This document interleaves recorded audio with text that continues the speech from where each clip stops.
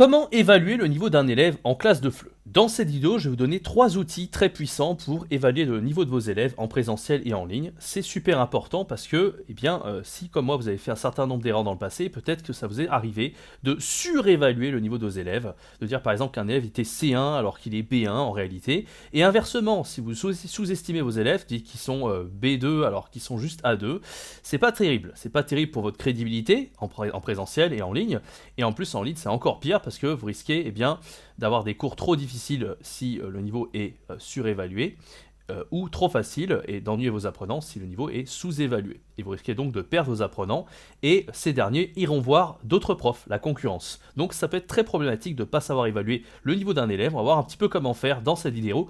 Restez bien jusqu'au bout, jusqu'à la fin de cette vidéo pour découvrir un peu la méthode par rapport à ça. Je vais vous présenter en réalité 3 outils. Passons maintenant au sommaire. Les 3 outils que je vais présenter, le premier c'est un découpage que j'utilise à partir d'un manuel, mais vous pouvez le faire à partir de n'importe quel manuel, c'est assez simple à mettre en place. Je vais vous en parler. Je pense que ceux qui ont suivi la formation Virtuose du FLE que je propose, c'était ma toute première formation, j'en avais déjà parlé dans cette méthode, mais on va voir un petit peu dans cette vidéo en détail comment ça marche. Le deuxième outil que je vais présenter, c'est un quiz, tout simplement. On va voir quel type de jeux sont vraiment pas mal pour évaluer le niveau de vos apprenants. On va voir à chaque fois un exemple concret pour chacun de ces outils, même plusieurs exemples. Et en numéro 3, on va voir aussi comment évaluer le niveau des élèves à partir d'une expression écrite ou une expression orale. Et on va voir un petit peu en quoi ça donne pas mal d'indicateurs par rapport aux forces et aux faiblesses de vos élèves. Allez, on commence tout de suite avec le premier outil, mais avant ça, je tenais à vous rappeler que cette semaine, exceptionnellement, je propose le Master Pack qui contient 6 formations de FLE à prix totalement imbattable.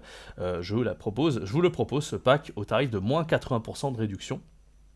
Il contient donc 6 formations de FLE, devient un expert du FLE débutant pour enseigner au niveau débutant, grammaire pro, enseigner en chanson, réussir vos cours enfants, enseigner avec des jeux et devenir un prof à succès. Toutes ces formations pour moins 80%, c'est-à-dire le prix d'une formation pour les 6. C'est absolument incroyable. Enfin, c'est la première fois que j'en ai fait des offres intéressantes, mais là, pour le coup, c'est vraiment intéressant. Donc si vous êtes intéressé par toutes ces formations, c'est le moment de compléter votre collection et vous avez jusqu'au 14 mars pour vous décider. Si vous êtes intéressé, c'est le tout premier lien dans la description.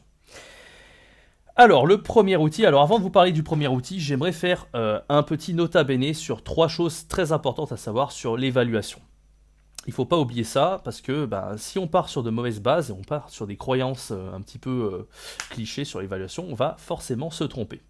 Alors, ce qu'il faut savoir sur l'évaluation, c'est que quand vous donnez un niveau CECR à un élève, que ce soit du A0 jusqu'au C2, en réalité, c'est pas possible de juger son niveau seulement à partir d'une chose que vous allez voir. Si par exemple vous entendez l'élève parler pendant 15-20 minutes et vous dites « Ah c'est bon, je sais, j'ai noté, j'ai pris des notes, il a fait des fautes sur les prépositions de lieu, il a fait ci, il a fait ça, je pense qu'il est niveau A2 », eh bien vous vous trompez. Parce qu'en fait, pour juger du niveau d'un élève, on ne se fie pas simplement à l'expression orale. Ça ne va pas. Normalement, si vous voulez vous juger du niveau global d'un élève, évidemment, il va falloir juger chacun des niveaux de compétences. Alors, je vais donner un exemple ici. Si par exemple, on a un apprenant qui, en compréhension écrite, vous vous rendez compte qu'il est niveau B1. Très bien. Ensuite, en compréhension orale, il est A2. En expression écrite, il est A2. En expression orale, il est B1. Et en grammaire, il est B1. On se rend compte de quoi? On se rend compte, certes, que l'apprenant, il a 3 des niveaux de compétences à niveau B1 et d'autres à niveau A2, 2 autres au niveau A2. Donc on peut se dire qu'il y a une dominante de B1, donc 3 niveaux de compétences B1 sur 5, ça fait qu'il est plutôt B1 comme apprenant. Mais ce qu'il faut se rendre compte aussi, c'est que c'est pas un grand B1, il n'est pas proche, si on se pose la question, est-ce qu'il est plus proche du niveau B2 au niveau A2 ? Cet apprenant, il est beaucoup plus A2, enfin c'est un petit B1 en fait, on pourrait dire un A2+, en fait. Et il est très très loin d'avoir le niveau B2. Donc voilà, c'est un petit peu comme ça qu'on se situe en fait. On regarde chacun des niveaux de compétences et en fonction de ça, on arrive à savoir, l'apprenant, il a quel niveau. Voilà, c'est ça qui est important. Et on se rend compte que cet apprenant, il se débrouille pas trop mal en compréhension écrite en grammaire, donc à l'écrit ça va, il a juste un petit point faible en expression écrite. Et par contre, il est assez équilibré, on va pas dire qu'il est meilleur à l'oral qu'à l'écrit, c'est à peu près pareil dans les deux. Par contre, on sait où est-ce qu'il va devoir bosser. Il va devoir bosser davantage sur la compréhension et l'expression. Mais bon, c'est un petit B1, voilà. Voilà un petit peu comment on juge. On doit vraiment analyser chacun des niveaux de compétences. Alors par contre, il y a une chose qui est extrêmement importante, c'est que quand vous allez juger du niveau d'un élève, vous allez voir qu'il y a beaucoup de disparités. peut-être que vous avez un groupe d'apprenants ou un apprenant en particulier, si vous faites des cours particuliers, et si cet apprenant, en fonction de sa nationalité, par exemple, si cet apprenant il est hispanophone, on va dire mexicain par exemple, vous vous rendrez compte que la plupart des apprenants mexicains sont très très à l'aise pour parler à l'oral en fait. Alors à la fois parce qu'ils sont bavards, c'est un petit peu dans leur culture en fait, ils sont à l'aise de manière assez intuitive pour parler, mais en plus de ça, ce sont des hispanophones, donc la langue maternelle qui est l'espagnol en fait, elle est assez proche du français. Donc à chaque fois qu'ils vont devoir s'exprimer, ils ont beaucoup de facilité par rapport à des élèves par exemple asiatiques. Les Japonais, ils n'ont aucune base de référence, le japonais est totalement éloigné du français alors que l'espagnol est quand même relativement proche du français. Donc c'est vrai que si vous avez des apprenants, notamment hispanophones, des Mexicains, des Colombiens, etc., ils auront beaucoup moins de mal à l'oral en général, alors qu'ils auront beaucoup plus de mal à l'écrit. Ils auront plus de points faibles en expression écrite et en grammaire. Et inversement, les élèves asiatiques, eux, alors je l'ai mal écrit, autant pour moi, auront beaucoup plus de facilité à écrire. Alors c'est pas qu'ils auront des facilités, c'est juste qu'ils auront un côté très sérieux, très académique, très scolaire. Ils vont prendre en photo à chaque fois que vous écrivez un truc au tableau blanc, etc. Ils vont être vraiment très très rigoureux. Par contre, à l'oral, ils seront très timides, ils seront très perfectionnistes, ils n'oseront pas forcément faire de fautes comme les hispanophones, et donc ils auront beaucoup plus de mal à l'oral pour s'exprimer. Donc vous voyez que c'est pour ça que c'est pas facile de juger du niveau d'une personne, parce que si vous avez des élèves hispanophones finalement, qui parlent, qui sont à l'aise, qui utilisent des mots qui sont proches de l'espagnol, vous dites waouh, ils ont trop de vocabulaire et tout. Allez, cet apprenant-là, il est C1. Et après, quand vous le voyez écrire, il écrit n'importe quoi, la syntaxe elle est pourrie, il fait des fautes de grammaire partout, etc. Ah ben mince, je crois qu'il était C1, mais en fait pas du tout, il est A2. Donc vous voyez que chacun des niveaux de compétences, il ne faut pas les oublier. C'est pas parce qu'un apprenant il parle trop bien à l'oral, on a l'impression qu'il est natif du français, quasiment, que eh bien, il est forcément C1 ou C2. D'accord ?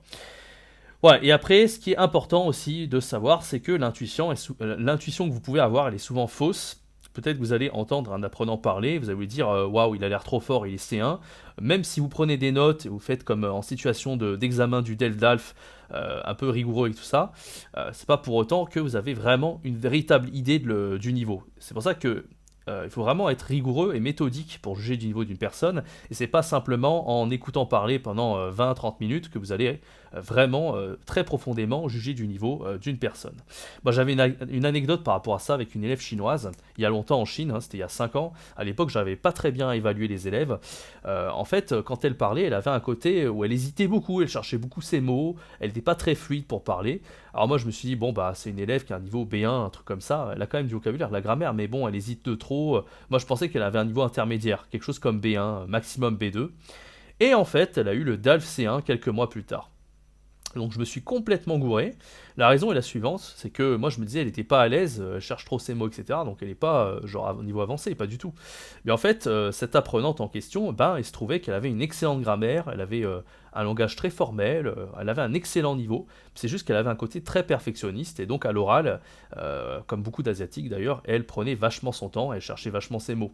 Alors qu'un élève hispanophone va faire plein d'erreurs, mais bon, il va quand même être très fluide, il va avoir en général un bon vocabulaire, parce que c'est assez proche l'espagnol du français.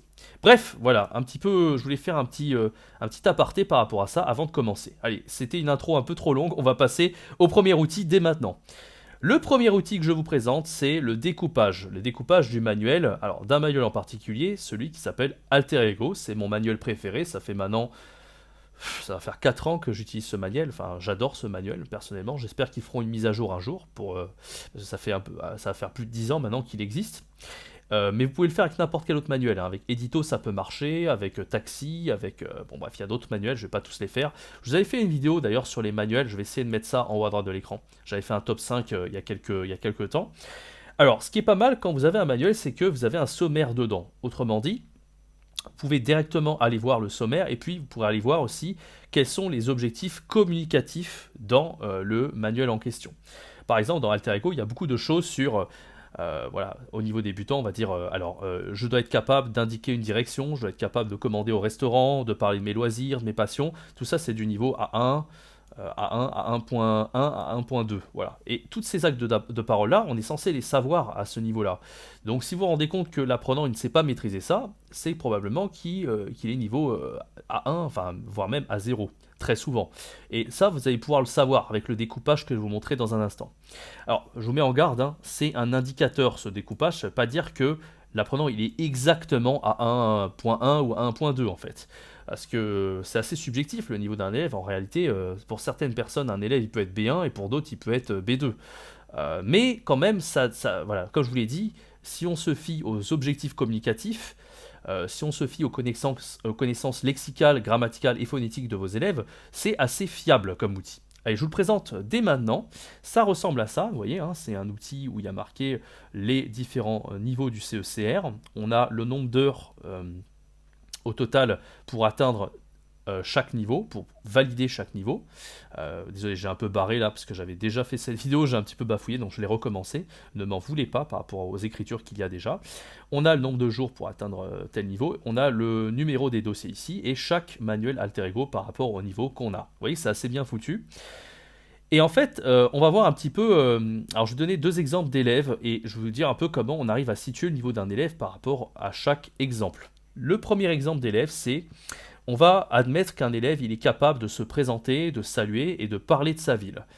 Donc ça c'est plutôt pas mal. Mais par contre, cet élève, alors je vais quand même essayer de repasser par-dessus, mais par contre, cet élève ne sait ni exprimer ses goûts culinaires, ni exprimer ses goûts vestimentaires. Voilà. Donc ça c'est différents actes de parole. On a des actes de parole qui sont débutants total et d'autres qui sont plutôt faux débutants, on va dire. Donc quand on voit ça, on se dit, bon, quand on connaît un petit peu le sommaire d'Alter Ego, on regarde un petit peu à quel dossier ça correspond. Moi, je connais par cœur. Je sais que quand on parle des goûts culinaires, qu'on sait parler d'un restaurant, commander dans un restaurant, parler de ce qu'on aime, ce qu'on n'aime pas par rapport à la nourriture. Quand on sait utiliser les articles partitifs aussi, ce genre de choses, on voit ça en A2.1. Donc ça correspond plutôt au dossier 7 de Alter Ego 1. Et on sait que l'apprenant, il n'est pas capable de faire ça. Donc probablement qu'il n'a pas tout à fait atteint le niveau A2. Il n'a pas validé ce niveau. Donc il est plutôt par là en fait, dans le A1.1 à 1.2. Mais après, on sait que l'apprenant, il est aussi capable de se présenter, de saluer et de parler de sa ville. Et ça, c'est quelque chose qu'on fait en A1.1. Donc probablement que l'apprenant, il a acquis le niveau A1.1, mais il n'est pas encore au niveau A2.1. Ça voudrait dire qu'il est quelque part dans le A1.2. C'est-à-dire qu'il est dans... Voilà, il faudrait refaire les dossiers 4, 5 et 6 d'Alter Ego, par exemple, si on voulait travailler les actes de parole suivants et les objectifs communicatifs. Voilà, ça c'était un premier exemple pour situer à peu près le niveau de cet élève-là, dans ce contexte-là. Maintenant, on voit un deuxième exemple. On a un élève qui, lui, est capable d'utiliser pas mal de temps, hein, comme par exemple le présent simple. Donc là, je vous ai montré les actes de parole. Donc, comme je vous l'ai dit, Alter Ego, c'est plutôt tout ce qui est connaissances lexicales, grammaticales et phonétiques, et les actes de parole, les objectifs communicatifs.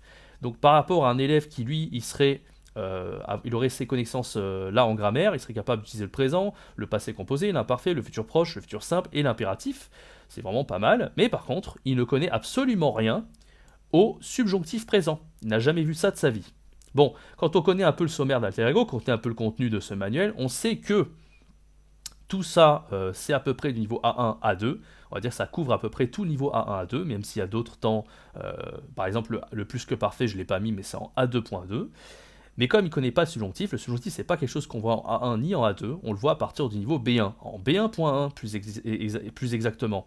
Donc si on se fie aux connaissances grammaticales de l'élève, on sait qu'il lui manque un petit peu de B1.1, donc il faudrait revoir un peu les dossiers du B1.1, donc il est à peu près au niveau B1 cet élève, on va dire à peu près. Bon, là bien sûr on se fie seulement aux connaissances grammaticales et les actes de parole, mais il faudrait un peu évaluer le lexique et tout le reste en fait, parce qu'on peut très bien le faire avec Alter Ego, et le découpage, on peut un petit peu arriver à s'en rendre compte. Voilà, c'était pour vous expliquer un petit peu comment ça marche. Je vous invite à prendre une capture d'écran de ce fichier, si vous voulez, hein. C'est vraiment assez fiable par rapport à comment Alter Ego est organisé par rapport à chacun des niveaux du CECR. Il ne reste plus qu'à plonger votre nez dans le sommaire, hein. Je ne l'ai pas affiché à l'écran parce qu'il est un petit peu trop long, et ça serait un petit peu compliqué de mettre ça dans un diaporama. Donc voilà, si vous avez la version PDF d'Alter Ego, vous pouvez très bien regardez un petit peu le découpage par rapport au sommaire d'Alter Ego. Allez, on va passer à une deuxième astuce pour évaluer vos élèves, en tout cas leur niveau, c'est d'utiliser ce qu'on appelle donc un quiz, comme avec Kahoot par exemple. Kahoot, j'en ai déjà parlé sur la chaîne quand j'avais fait les meilleures applications, les meilleurs jeux, je crois que ça s'appelait les meilleurs jeux à utiliser en classe de FLE, je vais vous mettre le lien à droite de l'écran. Kahoot, c'est vraiment super. Et avec Kahoot, parfois, vous avez des quiz à faire avec vos élèves qui vont vous permettre de réviser en fait certains niveaux. Et c'est vraiment pas mal. Moi, par exemple, récemment, j'ai eu une classe de A1.2. On m'a dit qu'ils étaient niveau A1.2, donc je voulais savoir s'ils avaient bien acquis niveau A1.2, A1.1 pardon, avant de passer au A1.2. Et donc j'ai fait un quiz avec eux. Je vais vous montrer dans un instant ce qui s'est passé. Donc c'est vraiment pas mal ce genre de quiz parce que ça permet d'avoir une idée assez globale et assez rapide sur le niveau de vos élèves. Ça permet de voir un peu les connaissances lexicales et grammaticales, et surtout, ça permet de réviser ce qu'ils n'ont pas acquis précédemment. Et ça, c'est vraiment pas mal. Mais encore une fois, c'est pas parce qu'un élève il n'a pas acquis certains points d'un niveau, par exemple en 1.1, il y en a beaucoup qui sont passés au niveau supérieur en 1.2 alors qu'ils n'ont pas maîtrisé certains points de grammaire, ou par exemple il y en a certains ils ne seront toujours pas indiqués une direction, et pourtant ils seront encore en A2.1 ou à 1.2. Donc ça, voilà, ça arrive, hein. C'est pas parce que l'apprenant il a passé un niveau qu'il maîtrise 100% du niveau. Mais ça fait pas de mal de réviser justement tous ces points que l'apprenant n'a pas maîtrisés. Alors je vais montrer un exemple très concret. J'avais une élève ici, c'est une élève thaïlandaise, elle s'appelle Piyanan. C'était une des meilleures élèves de cette classe que j'ai eue, une classe en ligne. Et donc Piyanan, j'ai fait une révision du manuel édito en fait. J'ai fait voilà, un tas de révisions du niveau A1.1 de ce manuel, avec des questions qui sont assez intéressantes. Et donc j'ai pu voir où elle a eu juste pendant le test et où elle s'est trompée. Il faut savoir que c'était une des meilleures élèves. Donc vous ne faites pas au score ici, on n'avait pas fait toutes les questions en entier, on a fait 22 questions sur les 40. Donc c'est normal qu'elle ait un score assez faible, mais elle était vraiment assez forte.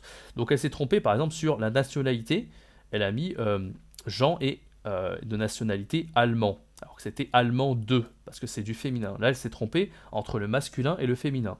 Bon, ça ne veut pas dire que c'est un petit peu plus avancé, je pense. Ça ne veut pas dire que c'est un truc du A1.1, mais bon, passons. Ensuite, elle s'est trompée, alors ça, c'était quelque chose d'assez intéressant. Elle s'est trompée sur la question 12. Sur la question... est-ce que je ne l'ai pas oublié, ce truc-là, d'ailleurs? Où est-ce que c'est? Alors, c'était sur la direction. J'essaie de le retrouver. Où est-ce que c'était? Peut-être que je l'ai oublié, malheureusement. C'est pas grave. Alors, il y avait une autre question, par exemple, c'était féminin et masculin, elle s'est trompée. Le féminin de directeur, c'était directrice, elle n'a pas su répondre ici. Une part de gâteau ou un morceau de gâteau. Là, c'était une part de gâteau, elle a mis une partie de gâteau. Bon, voilà, c'est pas des choses très très graves, vous voyez. Alors là, c'est intéressant, elle s'est trompée ici. Marie les a, et là, c'était le pronom COD ou COI. C'est quelque chose qui est assez avancé, on voit à partir du niveau A2 ça. C'est assez technique. L'heure, lui, voilà, les pronoms COI, c'est pas facile. Là, elle a mis un pronom COD, elle s'est trompée. Donc ça, on sait qu'elle n'a pas le niveau A2. On sait vraiment qu'elle est en niveau A1.2 pour le coup, parce qu'elle s'est trompée là-dessus. Voilà, et une salade et un verre de l'eau, au lieu de dire un verre d'eau. Ça, c'est encore des petites choses qui sont pas très graves, qu'on va pouvoir réviser quand on attaquera le niveau A2 avec cet élève. Mais vous voyez que c'est plutôt pas mal de voir un peu ce qu'elle a répondu par rapport à tout ça. Je crois que j'ai mis 2 fois la même image en fait, je me suis trompé quand j'ai préparé ce PowerPoint. Il y avait, en fait, pour tout vous dire, il y avait une question sur les directions, et continuer tout droit, c'était la réponse qu'il fallait donner. Elle a mis tourner tout droit. En fait, elle a confondu tourner à droite et continuer tout droit. Elle a fait une erreur en fait d'un niveau à 1.1. Donc c'est intéressant, vous voyez qu'elle a quand même plutôt un bon niveau, mais elle s'est trompée parfois sur des trucs d'un niveau à 1.1. Donc c'est pas mal de faire un petit caout comme ça pour se rendre compte bien de qu'est-ce qu'il faut réviser pour un élève à ce niveau-là.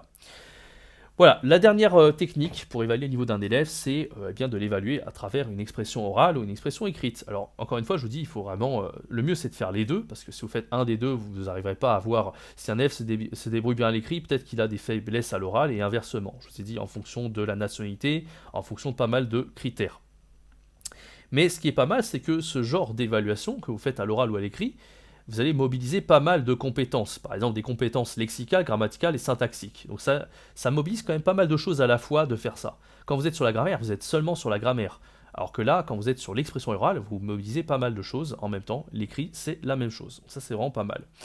Alors, je vous ai donné un exemple. J'avais donné une expression écrite au niveau A1. C'était vous envoyez un message à votre ami pour expliquer à votre ami comment aller à l'école de langue à partir de chez vous en transport en commun.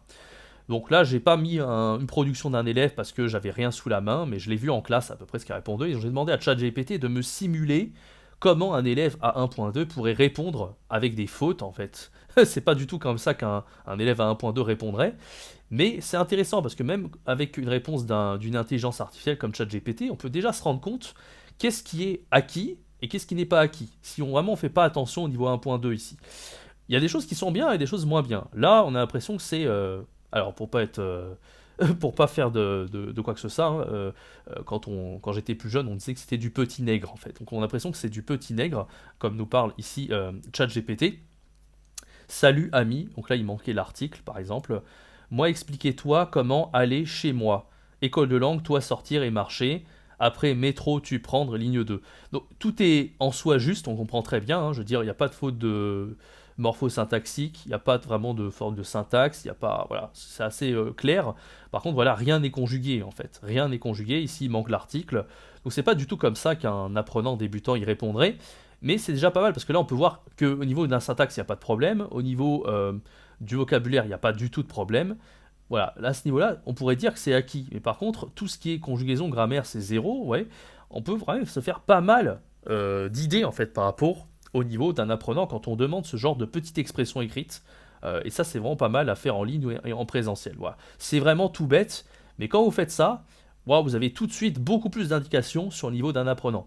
Et quand vous voyez qu'un apprenant, par exemple, il n'arrive pas à conjuguer le verbe tu prends le métro, les verbes du troisième groupe au présent simple, vous dites waouh, ok, il va falloir réviser certaines choses du niveau A1. Donc c'est vraiment pas mal ce genre de petites choses pour voilà, avoir une idée un peu plus précise du niveau des élèves. Alors merci d'avoir suivi cette vidéo, j'espère que ça vous a plu. N'hésitez pas à me laisser un bon like si ça vous a plu et un commentaire, je serai ravi de savoir ce que vous en avez pensé de tout ça. Moi je vous donne rendez-vous très bientôt sur la chaîne pour un prochain tutoriel. Je vous rappelle que le pack de formation, là, les 6 formations du Master Pack sont à moins 80% jusqu'au, je ne sais plus quel jour de la semaine prochaine, mais jusqu'au 14 mars. Donc profitez-en si vous êtes intéressé par ce pack, c'est le premier lien dans la description. Merci de m'avoir écouté, je vous donne rendez-vous très bientôt pour une prochaine vidéo sur la chaîne YouTube. C'était Jérémy, ciao, bye bye.